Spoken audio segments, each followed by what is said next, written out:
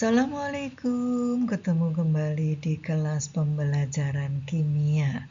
Pada kesempatan kali ini, Ibu akan lanjutkan pembahasannya tentang sifat koligatif larutan bagian yang ketiga, yaitu kenaikan titik didih. Oke, sebelumnya kita bahas apa pengaruh zat terlarut terhadap kenaikan titik didih. Materi ini sangat berkaitan dengan materi sebelumnya, yaitu penurunan tekanan uap. Bagi yang masih belum memahami dengan baik materi penurunan tekanan uap, atau mungkin yang baru mampir di channel kelas ini, kalian bisa buka dulu video tentang penurunan tekanan uap agar memahami pemahaman tentang materi kenaikan titik didih ini lebih mudah. Oke, kita mulai. Ada gambar tentang air yang dipanaskan sampai mendidih. Kita tahu air yang dipanaskan sampai mendidih akan punya titik didih 100 derajat Celcius. Nah, pertanyaannya, jika ke dalam air yang sudah mendidih ini kita tambahkan zat terlarut, bisa gula atau garam atau zat terlarut yang lain, apakah titik didihnya akan konstan 100 derajat? Nah, sebelum kita bahas ini, Ibu ingatkan apa itu titik didih. Titik didih suatu zat cair adalah suhu saat tekanan uap zat cair sama dengan tekanan atmosfer. Ya. Nah, untuk menjawab ini, Ibu kasih gambaran percobaan yang sederhana ini ya. Ada dua buah gelas, yang satu berisi dengan air, yang satu berisi larutan gula. Ya, nah, sama-sama dipanaskan sampai mendidih. Ternyata larutan gula mendidih pada suhu 110. Sedangkan air tadi mendidih pada 100 derajat Celcius. Nah, dari sini maka kita dapatkan fakta bahwa titik didih larutan gula itu lebih tinggi bila dibandingkan dengan titik didih dari air. Nah, berarti ini menjawab pertanyaan di sini tadi. Adanya zat terlarut seperti gula ternyata di sini menaikkan titik didih. Kalau tadi air mendidih pada 100 derajat, setelah kita tambah zat terlarut, ternyata suhunya menjadi naik di sini 110. Nah, berarti zat terlarut berpengaruh terhadap kenaikan titik didih. Ya. Nah, maka apa yang menyebabkan larutan ini memiliki titik didih yang lebih tinggi? Yaitu di sini penambahan zat terlarut itu menurunkan tekanan uap. Ini yang kita bahas di video sebelumnya, yaitu penurunan tekanan uap. Akibatnya apa?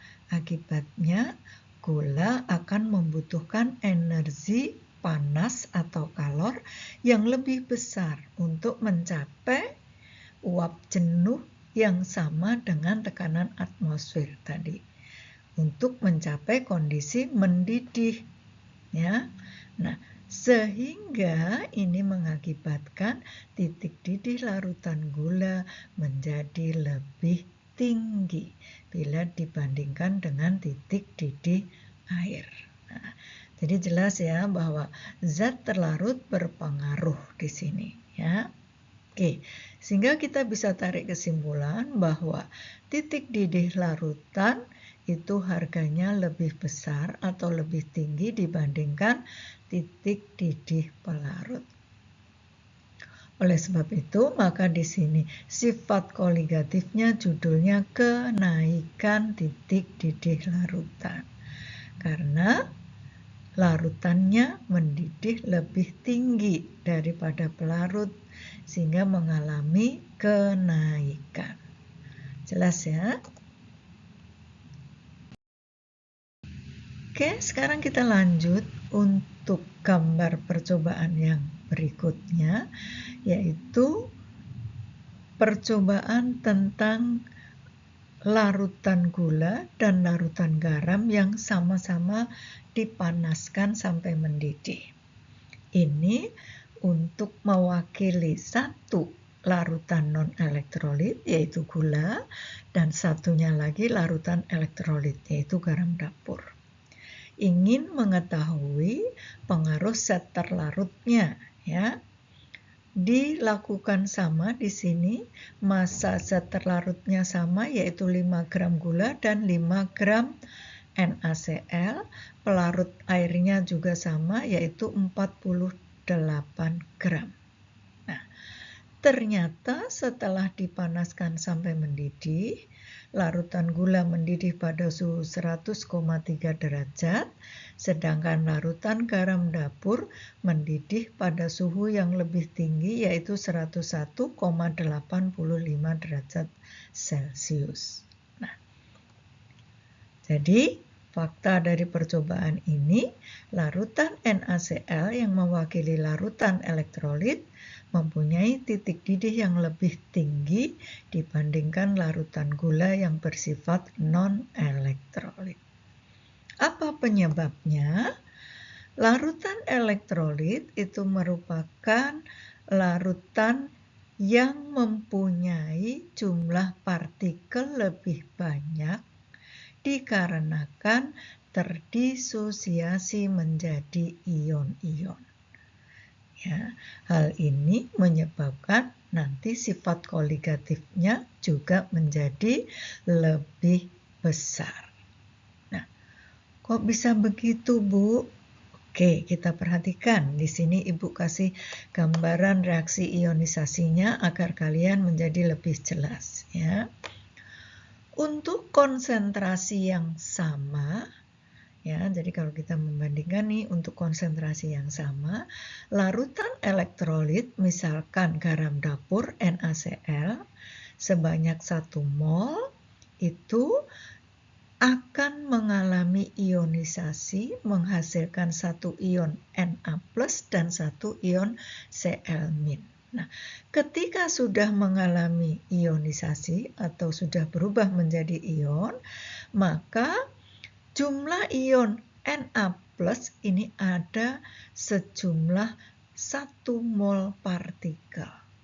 Cl-nya pun partikelnya juga berjumlah 1 mol. Nah, sehingga ketika sudah mengalami ionisasi, jumlah partikelnya menjadi lebih banyak karena menjadi 2 mol.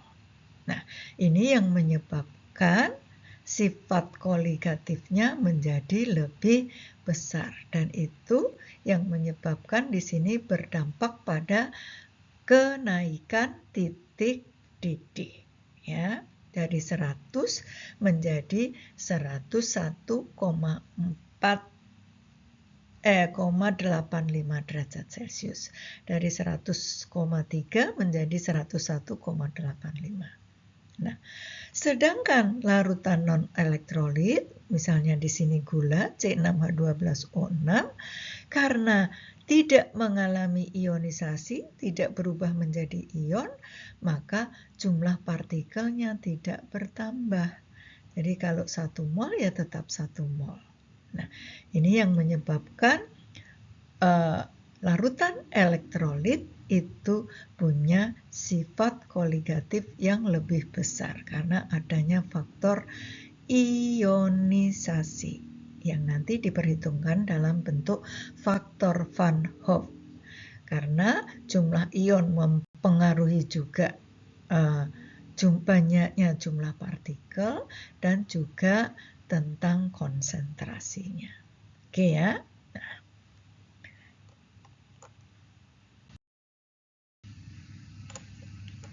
Nah, dari percobaan di atas, maka kita dapat simpulkan bahwa penambahan zat terlarut dapat meningkatkan titik didih larutan. sehingga dituliskan TB lebih besar dari TB0. TB itu titik didih larutan, TB0 itu titik didih pelarut. Nah, selisih antara titik didih larutan dengan titik didih pelarut murni ini yang disebut dengan kenaikan titik didih.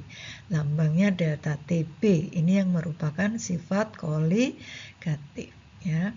Jadi pada percobaan tadi sudah dilihatkan bahwa titik didih larutan gula tadi lebih tinggi dibanding titik didih pelarut air. Berarti terjadi kenaikan. Nah, selisihnya itu yang disebut dengan kenaikan titik didih, dirumuskan delta TB sama dengan TB min TB0. Atau kalau kita mau mencari titik didih pelarut berarti titik didih larutan berarti TB sama dengan delta TB ditambah dengan TB0 atau titik didih pelarutnya. Oke, kita lanjutkan sekarang menentukan kenaikan titik didih larutan. Selain dengan percobaan seperti tadi, kita bisa menghitung secara teoritis, yaitu dengan rumus untuk larutan non-elektrolit. Kenaikan titik didih ternyata berbanding lurus dengan molalitasnya M kecil dikalikan dengan konstanta kenaikan titik didih molal Kb, ya. Atau bisa dijabarkan molalitasnya menjadi gram per mr kali 1000 per P, sehingga rumusnya delta TB sama dengan Kb kali gram per mr kali 1000 per P. P-nya gram per pelarut. Atau untuk larutan elektrolit berarti kita tambahkan faktor Van Hoff, harus dimasukkan di dalam perhitungan, sehingga rumusnya menjadi delta TB sama dengan Kb kali M kali I, ya. Dengan delta TB itu tetapan titik didih larutan, satuannya derajat Celcius, Kb-nya yang tetapan kenaikan titik didih molar, derajat Celcius per molar, M-nya itu molalitas, gramnya massa zat larut, P-nya massa pelarut dalam gram, I-nya faktor Van Hoff yang dirumuskan 1 plus N-1 kali alfa. Oke, agar kalian lebih jelas penggunaan rumusnya, kita aplikasikan ke dalam contoh soal. Sebelum mengerjakan soal koligatif, pertama kalian harus melihat di dalam soal ini larutannya itu elektrolit atau non-elektrolit. Oke, hitung titik didih larutan yang mengandung 0,2 molal NaCl. Kita harus ingat bahwa NaCl itu adalah larutan elektrolit, ya, sehingga nanti jangan salah pakai rumus. Oke, dalam 1 kilogram air, jika Kb air sama dengan 0,52 derajat Celcius per molal, kemudian faktor Van Hoff-nya sudah diketahui, untuk NaCl adalah 2, ya. Nah, karena larutannya di sini NaCl di soal ini, maka rumus yang dipakai adalah delta TB sama dengan I kali Kb kali M. Ya, I-nya sudah ada 2 faktor Van Hoff-nya, kemudian Kb-nya ada 0,52, molalnya ada 0,2, sehingga penurunan kenaikan titik didihnya adalah 0,20 derajat Celcius. Baru kita jawab soalnya, yaitu titik didih larutan dicari dengan rumus titik didih pelarut ditambah dengan delta TB-nya. Karena ini NaCl berarti pelarutnya air, maka titik didih air itu 100 derajat ditambah delta TB-nya 0,208, yaitu 100,208 derajat Celcius. Nah, untuk mengecek kita harus ingat bahwa titik didih larutan itu selalu lebih besar dari pelarut. Maka di sini hasil perhitungannya 100,208 derajat, itu berarti lebih besar dibandingkan titik didih pelarutnya, yaitu 100. Oke ya. Nah, agar kalian lebih memahami tentang materi kenaikan titik didih, ini ada latihan soalnya, silahkan dicoba. Mudah-mudahan penjelasan Ibu tadi dapat membantu kalian di dalam belajar tentang kenaikan titik didih. Selamat mencoba mengerjakan latihannya. Sampai ketemu pada video pembelajaran berikutnya.